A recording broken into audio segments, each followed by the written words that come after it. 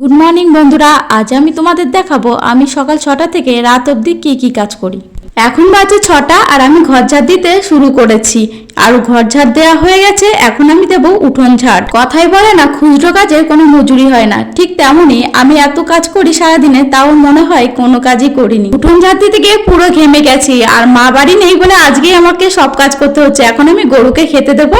গরুকে আমার খেতে দেওয়া হয়ে গেছে, এখন আমি সকালে রান্না বসাবো। কোনকার মতো সেদ্ধ ভাতই করবো, কারণ একটু পরেই দুপুরে রান্না শুরু করতে হবে। আর দুপুরে ভালো ভালো রান্না আছে, তাই জন্য এখন আলু সেদ্ধ দেবো আর ডিম সেদ্ধ দেবো। আলুগুলো খুব বড় ছিল, তাই একটু ছোট ছোট করে কেটে নিলাম। এখন আমি কাঠের উনুনে রান্না করব, কারণ কাঠের উনুনে তাড়াতাড়ি রান্না হয়। আর গ্যাসে বসিয়েছিলাম ডিম। এখন আমি ডিম সেদ্ধ আর আলু সেদ্ধ দিয়ে ভাতটা খেয়ে নিলাম, আর বাবাকেও খেতে দিয়েছিলাম। দুপুরে রান্নার বাজার চলে এসেছে, আর আজকে হবে চিংড়ি মাছ দিয়ে কি পটল চিংড়ি আর ভেজ ডাল। সবজিগুলো কেটে আমি রেডি করে ফেলেছি, আর স্নান হয়ে গেছে। এখন যাচ্ছি দোকানে ধূপকাঠি আনতে, পুজো দেবো।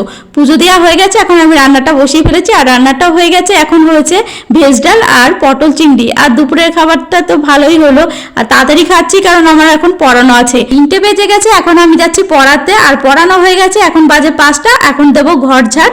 আবার শুরু হয়ে গেল বিকালের ডিউটি। এখন ঘর ঝাড় দিয়ে আমি উঠোন ঝাড় দেবো, তারপর সন্ধ্যা দেবো, তারপর যাব আবার পড়াতে।